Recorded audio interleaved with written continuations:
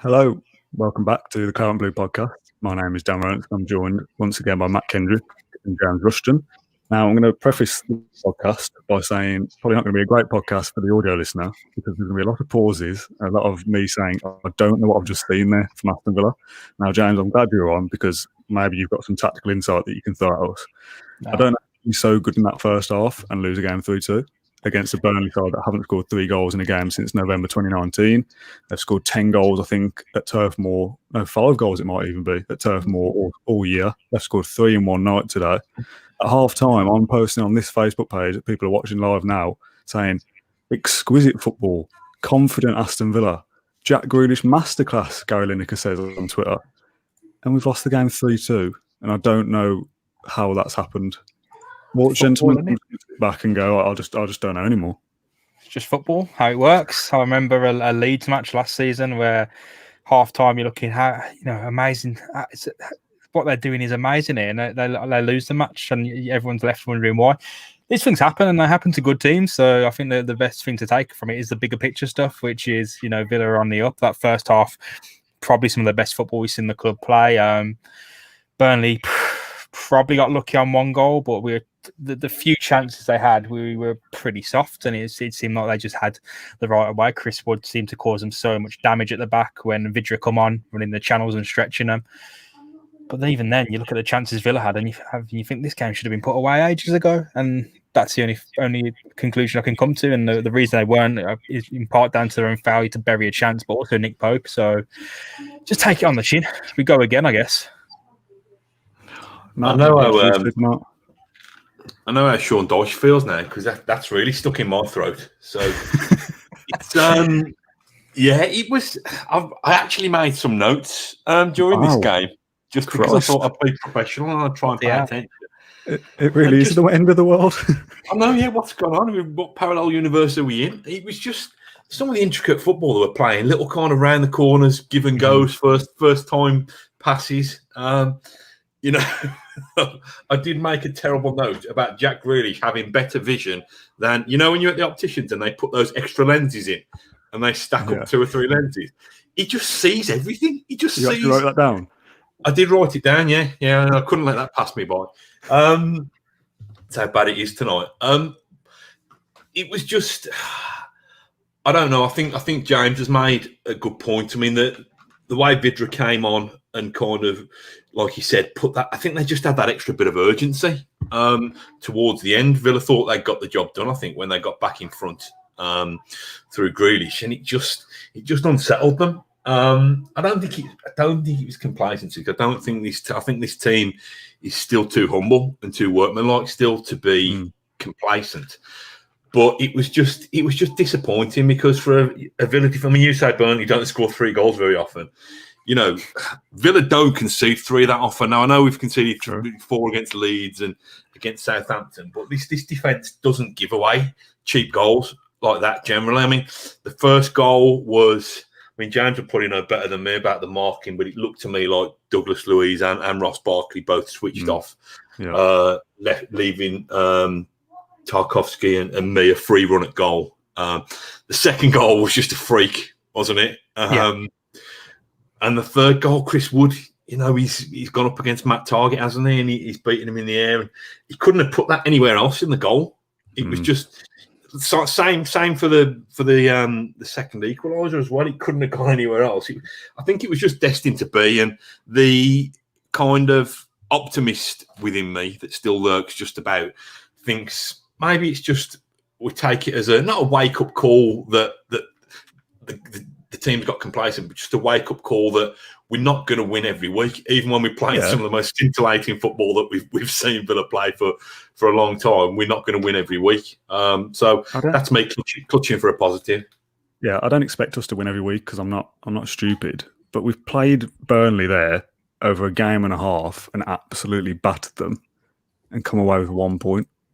Now, a side that's chasing down for European places, that's not good enough if that's Villa's ambition to get into the top 6 this season, which is still a stretch, even if we'd have played, even if we'd have got something tonight.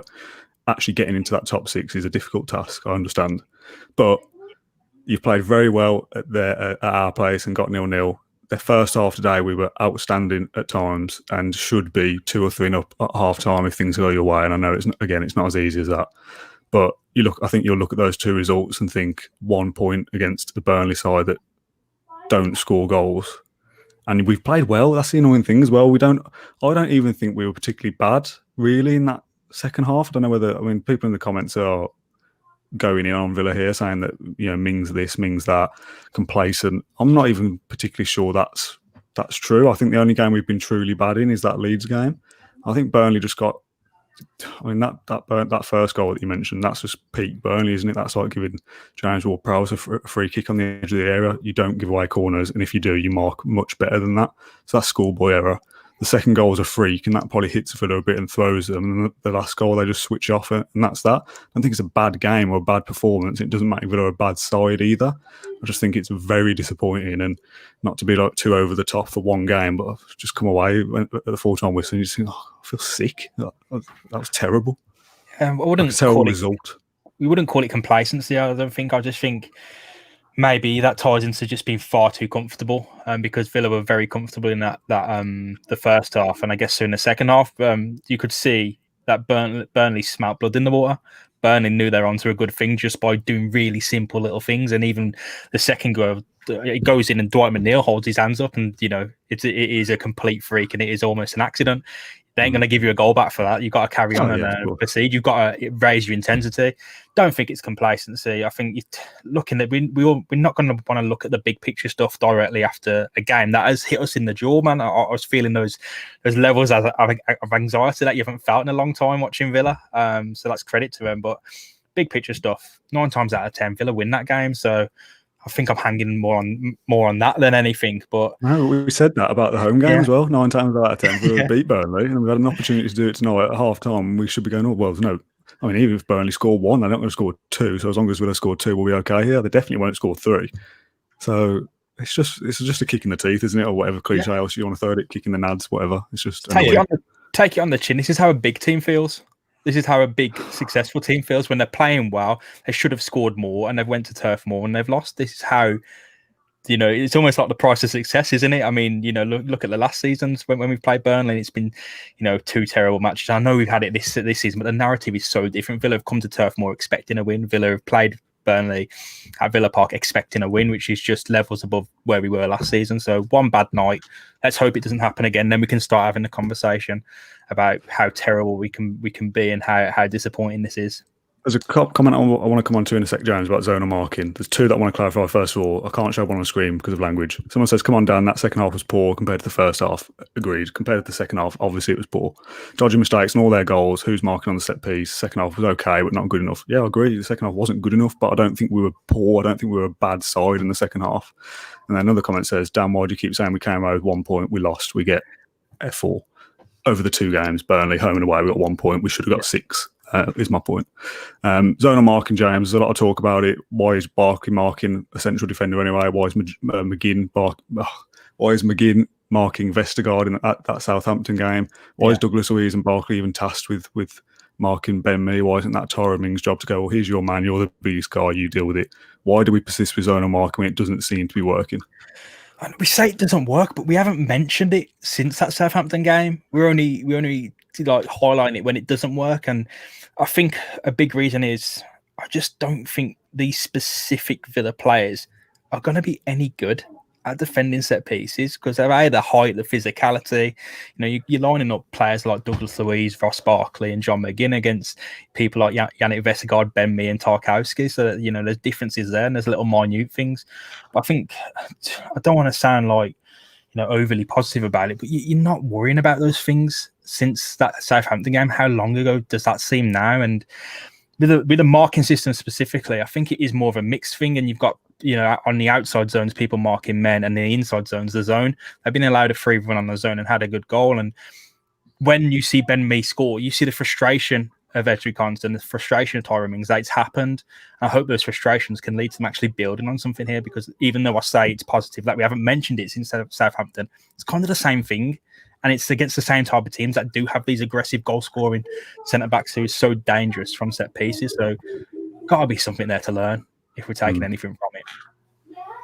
Yeah, the thing is, it's the battle of two game plans, wasn't it? Really, it's like two different sports. To be honest, it's like somebody playing bloody Jenga against somebody playing Connect Four, and they've executed their. However good Villa looked in the first half, they've executed their game plan better than we've executed ours. And you know, it's.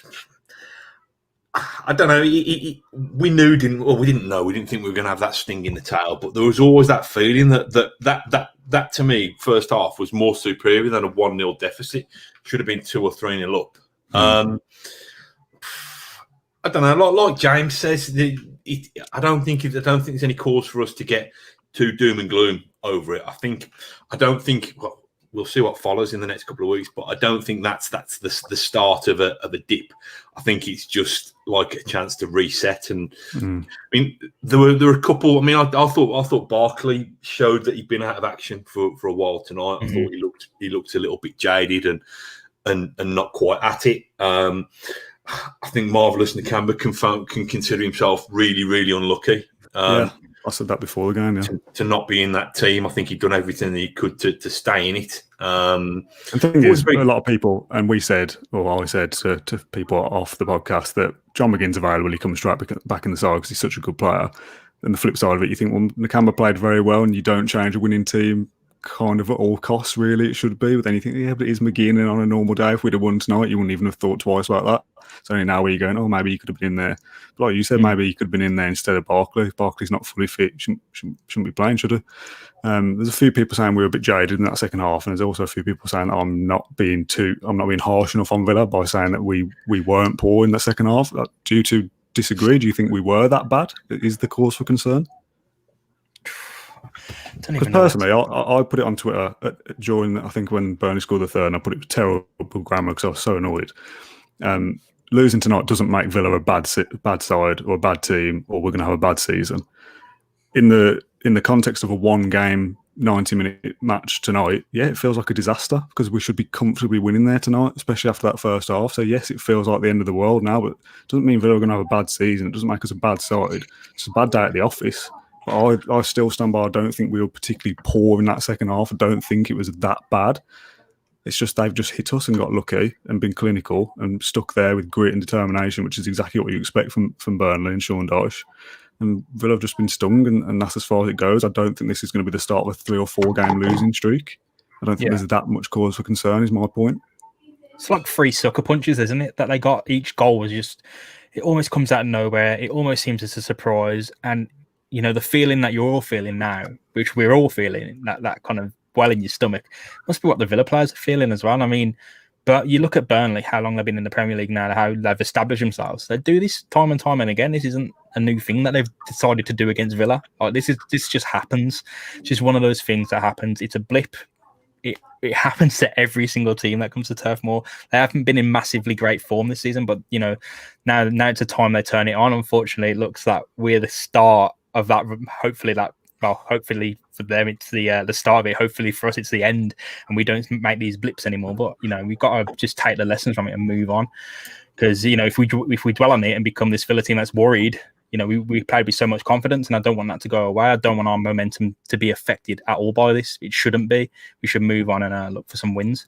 Yeah, well, don't think it's quite the start. You know, the first team to win at Anfield for however many years. So I don't think it should be that much of a shock. But don't forget the MK Dons win either. Yeah. Well. Don't. I forgot what I was going to say now. What was I going to say? You've thrown me now. Do you need me to fill? I can fill with something. No, like James says, Burnley are an established Premier League club in recent years. You know, they're streetwise. I mean, it made me laugh when I think McManaman described them as a bit one-dimensional. I thought, a bit one-dimensional? That's like saying a piece of A4 paper is a bit one-dimensional, isn't it? Do you know what I mean? But they know how to kind of play the percentages, don't they? You know, while we're kind of playing it through the lines with nice little 1-2s and Jack Grealish drifting into space, they're thinking, nah, mate, we ain't got time for that. We're just going along with it, and we're going to pick up the nod downs and the flick ons and stuff like that. But it works for them, and they just seem to have this kind of, you know, you get your kind of bogey teams and stuff. They seem to have this kind of little edge over us. You it wasn't great. I know we went there New Year's Day last year and got a decent result, but it came at a cost, didn't it? Which brings us on to, am I right in thinking there was a deleted tweet by Villa tonight? I think he jinxed it, I think I get bad karma. I tweet things, don't I? And get people going, "Oh, you've jinxed it. Oh, this, that, and the other." And it's, tweets don't matter. So I'm going to sit here and say that Villa didn't jinx it because that's my defence. But yeah, Villa did this tweet saying, the foul on Watkins, I think, saying about like, "Oh, we're up turf more. So as usual, our striker is fouled, and so and so has gone in the book for it." People are retweeting it, going, "Oh, well done, admin," and all this rubbish. It's like, oh, mate, it's embarrassing. Like, I think I don't know. I think like you said, it's been deleted now, which. I mean, if it was still there, I'd be going, it's embarrassing. Villa handle themselves with class in all areas. We don't need to be silly on social media and play games for likes and retweets. I don't like stuff like that. I mean, you won't hear me say this very, very often, but I agree with Stan Collimore's position on this because, there's enough banter accounts on social media, including our own, to be honest. And, people sometimes question whether the news media should be quite as whatever, what's the word I'm looking for? I don't know, cheerleading or gung-ho or whatever as we are. But I just, stay classy. You don't need to say that. Could you imagine Dean Smith's reaction to seeing that? I thought Sean Dyche, when he came out yesterday and kind of played the old Hawkeye card, was a little bit low. But we don't need to do that. We don't need to. We don't need to. Not on our official account anyway. But perhaps that's me being a miserable, boring old man. But I don't know. I just found it a little bit cheap. No, I agree. I'm miserable, but I'm not that old. Moving on. Things that people are talking about in the comments live on Facebook and YouTube is Grealish and Smith arguing at the end. Quickly clear that up. Don't want to talk about it too long. Grealish was having a go at somebody from the Burnley bench, one of their assistants or coaches. I don't know what over. I heard him say something about the whistle. I don't know if it was blown too early or whatever it was. And Smith's basically saying, just leave it, just stay away. And Smith and Grealish have a bit of a back and forth because Grealish wants to have a go at the Burnley guy. Nothing to it. There's people saying, "Oh, is this Grealish unhappy? Is he having a go at Smith? Does this mean he wants to get out of the club?" Calm down. It's not that at all. He's having to go at the Burnley coach. I don't know what about, but that's what it was. And Smith was just saying, he could have just lost the game, innit? Yeah, exactly. Smith's just saying, calm down. Lost the game that they should have won easily. I mean, if he's unhappy, he ain't affecting his form, is he? Oh yeah, exactly. Smith's just saying, calm down, because you'll be fined $8,000 if you don't be careful, and then they'll change some rules and you won't get your money back. If he gets booked, and would he get? Yeah, exactly. A silly booking, of course. Yeah, so. Just calm yourself down, Jack. It doesn't mean he's leaving. He wasn't arguing. We move on. Tyrone Mings. People in the comments are crucifying him, basically saying he's the weak link. He's too casual. He makes mistakes. You don't see Conte making these mistakes week in, week out. Tyrone Mings is doing this. Tyrone Mings is doing that. There's a couple of comments in there saying that some of the criticism is unfair. Some people saying, no, it's totally justified. Where do you stand on the Tyrone Mings situation? Because at one point he's our best centre-half by a mile. Ezri Konsa is now our best centre-half, I believe. I don't think Mings is a terrible footballer by any means, but he does have that mistake in him that we've talked about time and time again. So what do we do now? Do you persist with him, or do you drop him out, which seems unthinkable, really? I don't think Smith does things like that. Matt, I'm going to let you answer first. I don't know. I don't even know where to begin. Even a casual Tyrone Mings is quite, by some distance, in the best two centre halves at our football club, isn't he? Mm. Surely, it's. I don't know. I just think he's a footballing centre half. So if you've got a footballing centre half, you've got to be prepared for him to take that extra touch and to not always try and launch it up the field all the time. It's. I don't know, this sounds really, really a bit sickly, I suppose, but you win together and you lose together, and I don't like the idea of digging somebody out. Did Villa lose that game because of Tyrone Mings? They lost it because collectively they weren't able to see the job through. I don't think it was all Tyrone Mings' fault. Take it, what do you think? Would you drop him on the basis of that? Everyone's entitled to their opinion. Craig says he should never have been dropped. He should never have dropped Horse to let Mings come back in after his suspension or injury or whatever it was that got him out of the team. I've already forgotten. Was injured, so But yeah, I don't know. Just I don't see Mings doing something like that. It feels a bit like it feels lazy to even say, but it feels like we need a bit of a scapegoat with Villa all the time. There's always somebody, isn't there, to pin some kind of blame on, and because he's made the odd mistake here and there, it's easy to just go, well, Tyrone Mings has let us down there, and I don't think that's particularly the case. I don't think Tyrone Mings is the issue. I don't know what the issue is. Like you're just saying there, Matt, is he the reason we've lost tonight? Part of my answer is I don't know. I don't really know how Villa have lost that tonight. Is exactly how I started this podcast, and I don't think until I watch things back that way I can go, oh yeah, this, that, and the other. But yeah, I don't think, I particularly don't think Smith is the kind of manager to go, well, he's had a bit of a stink there, I'm dropping him. Mings is one of the first names in the team sheet. I think he's one of his favourites. I would suggest if McGinn had a slightly bad game and gave away a goal or whatever, he's not the type of manager that comes in and drops him. So I don't think you'll see that happen with someone like Tyrone Mings. If there's a bit part player coming in to fill a gap and they make a mistake, you can easily go, well, he's not the first choice, so out you go again. Mings is your starting centre-back. He's better than Courtney Hawes, and Engels is nowhere to be seen anyway. So personally, I don't drop him. James, what do you think? No, I think you've hit the nail on the head. I remember, this time last year, people digging out Björn Engels, people digging out Ezri Konsa, people digging out Courtney Hawes for stuff in the Championship. It always turns around, and I think we seem to have this thing where if we can't appreciate the rise of Ezri Konsa without pushing someone else down. I think Ezri Konsa is brilliant, and I genuinely think he's our best defender. Doesn't mean I think Tyrone Mings is bad on his dropping, because who are you going to bring in? It's going to be Björn Engels, who hasn't started a game in I don't know how long. There's a comment here from James. He says, Dan, go watch the highlights in the last 12 months. He makes the same sort of mistakes every game. He's not learning. He's not, though, is he? With all due respect, James, he's not making the same mistakes every single game.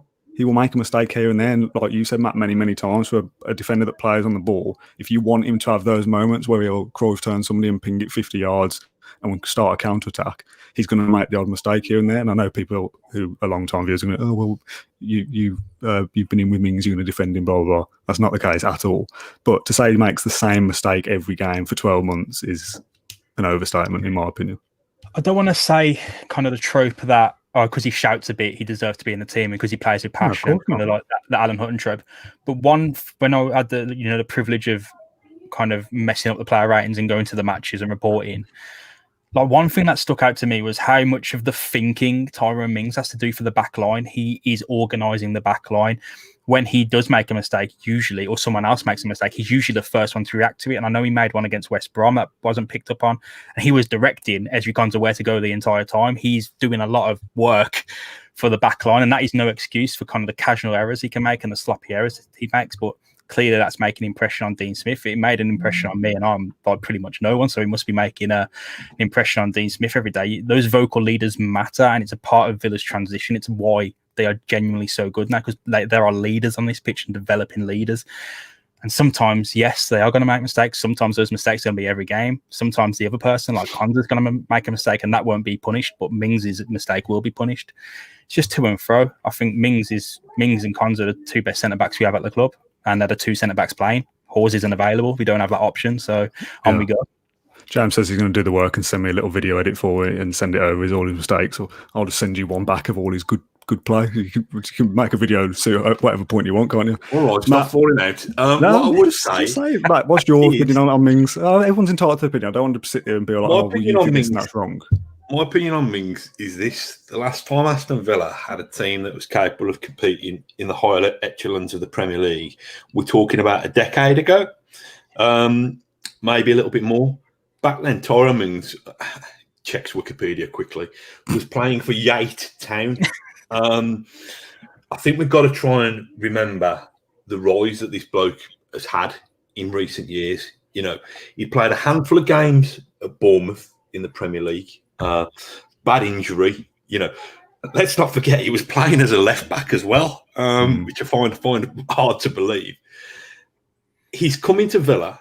And I'm not saying that this gives him slack and this gives him a free pass and the credit in the bank outweighs any mistakes that he makes. But he's coming to Villa. He's helped Villa in his first 6 months get into the Premier League, probably ahead of schedule given the way that season was panning out. He has had to learn his trade in the Premier League in a team with limited Premier League experience and a team that had to do a fair amount of defending last season. And on the back of that, he's got into the England squad. And then, he's earned the right to be a starter for Aston Villa. And despite that, the easy thing to be would be a defender whose first break in professional football was under Mick McCarthy, a proper blood and guts kind of, clear it, get it gone defender.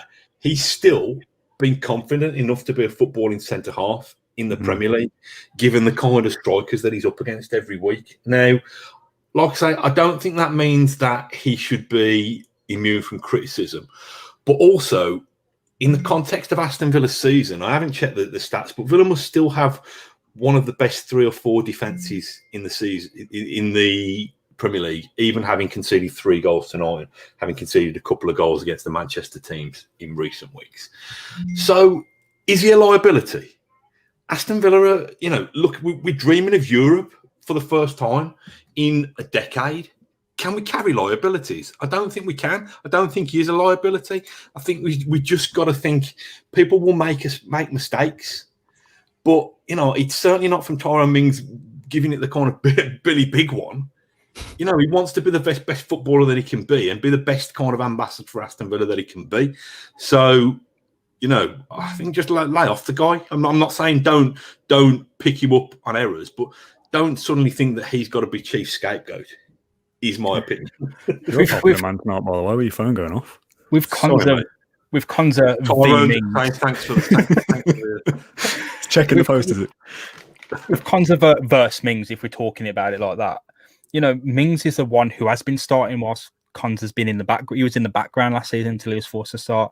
I don't want to say one's a teacher versus a student, but there is a level of mentorship that goes on within that group because it's natural. Mings is the older one. He's been starting for longer for Aston Villa for longer. So if there's some kind of mentorship role, yes, Konza will have to ascend to be better than Mings because that's how a student-teacher relationship, if you want to look at it like that way, would work. Konza does have to become better. He's younger and he has got, Konza has got the world ahead of him, and Mings must be arriving at 28 soon. He'll be hitting his peak very, very soon. So he's still even got like 1 or 2 years to go before we see hopefully the best of him. We'll wait and see. But I don't think, like Matt said, I don't think it's worth just finding the weak link and like pointing at it for ages because we all did it with our guys. We've all done it with Trezeguet. We've all done it with footballers throughout the longest. Matt Target, droppable and one of the best left backs in the league, apparently. Glenn Wheel and Alan Hutt, everyone gets it, and even if they are deservedly a weak link or not, I mean, you go back in the day, you'll see people saying it about Jack Grealish, and how ridiculous does that look now? And you'd have had people saying about he should have finished that one. He's only run the length of the pitch, doing keeping up, beating 7 players. He's got to score there, I mean, what a run that was, by the way. Yeah, wow, just what a different class, isn't it? Just different class. So we did our little points prediction thing before this 5 games in 13 days. I think that was Man City, Newcastle, Burnley, Southampton, West Ham, I think, was our little target. If I've reeled that off correctly, absolute scenes. And I think I said I'd be happy with 9 points. And what have we got so far? 4? 3? 3. Yeah, so 3 out of 3 from 3, basically. Beat a poor Newcastle side. Should have probably got something against Man City because of VAR. And if the games finished at half-time today, we'd have got something as well. Those Southampton and West Ham games were going to be big anyway, because if we're in that little cluster for aiming for the top 7, it's going to be against those 2, I think, and Everton as well. They were always going to be big, but after tonight and the fact that we've not come away from Burnley with any points, and we probably deserve some, those games are massive now. Southampton and West Ham, like seriously big games if Villa want to compete for that top 6, top 7. Now, if that's not the aim, which it should still be the aim, but whether it's realistic to actually finish in that top 6, top 7 is another matter. Do you almost feel like those 2, if we are to do that, they're must-wins? Or can you not really have a must-win game in January, February? Is that not a thing? I don't know if Villa have must-win games. I mean, expectations have changed, but we in this really weird grey area where what team if you'd still be happy with 10th or 11th, Villa are probably going to be fine to do that regardless of what happens for the rest of the season. They don't really have to keep doing much more. They could probably replicate their form from last season and finish, 11th or 12th. So yeah, it's no biggie. wins will come for this Villa team. Like we know that, and hopefully it doesn't kind of tail off now, because when we look at the games Villa have lost against these kind of teams, it's always been these circumstances. Then they go out and play superbly and get a win the next game. So look, all teams must lose. Like, you know, only few teams go unbeaten. Villa won't go unbeaten, you know, unless they're in the Championship and winning 10 games in a row. Teams rarely go unbeaten a whole season, and you know, the games Villa have lost have been kept to a minimum. Like, as far as I can see, they've been kept to an absolute minimum. Yeah, I know again, we've not played bad either, I don't think. Yeah, in you know, over the fixtures we played, the losses have been kept to a minimum. And today we turned up at Burnley, we let them in, and they sniffed blood in the water and got the win. They do it all the time. Whatever, we move on and we get 3 points from somewhere else. Hopefully we shock someone and get 3 points, because you know, that's how this season has worked so far. You know, you take the 7-2 in the win against Crystal Palace. I know if you have to get them, you have to lose to Burnley in a freak result. Whatever. Thoughts, Matt? I was just distracted a minute, mate, looking at messages. What did you say? No, I'll tell you my thoughts. We've got 2 games. We've got Southampton and West Ham. Is that right? The next couple of games. I'm just wondering. Do you think the new man will come straight in? Southampton, do you think he'll put him in from the start, or do you think he'll ease him off the bench? Go on, James. You're the Morgan Sanson podcast man. When we did the podcast, I think the aim was, in our eyes, to improve on the mistakes Villa made in the past, and that is kind of chucking in players instantly to fight fires. But there's no fire to fight, but you know what I mean. Putting someone in to start against West Ham. I mean, why not? If he's fit and raring to go, he has played for Marseille in the last few games. He missed out the last one because of the move to Villa. He should be fresh enough and ready to go. It's just about bedding into the team, whether the chemistry's there. Ross Barker probably didn't have the best day at the office. Yeah. There's some complaints about John McGinn. You know what? Why not? It wouldn't do. I don't think it would do a great deal of harm against West Ham, who, you know, like us, are really on the up, and that result could literally be anything. It could be a Villa win, West Ham win. VAR could intervene and rob it from us again, or it could be a draw. So, you know, who knows? I guess it's another free hit, and we absolutely go for it and put Sanson in. If I was Dean Smith, I'd be intrigued about putting Sanson in straight away.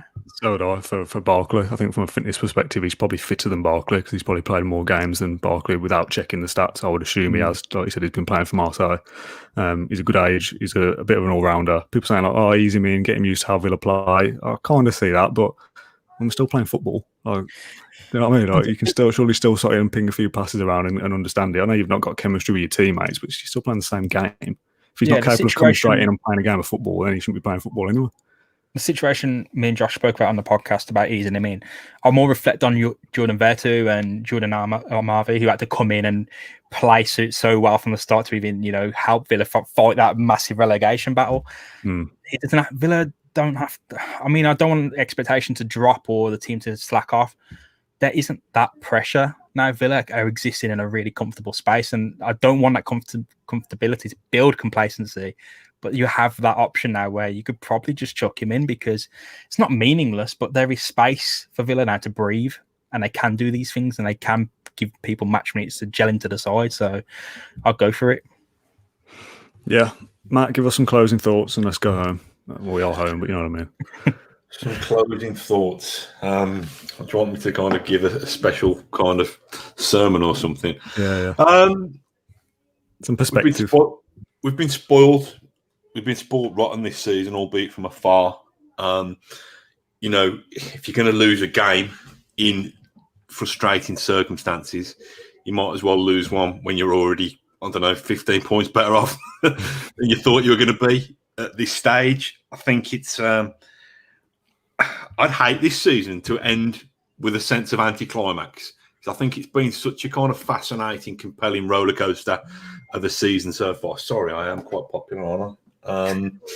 I think it's been such a fascinating season that I don't want us to think that we've spurned opportunities along the way. So there's a nagging doubt with the games.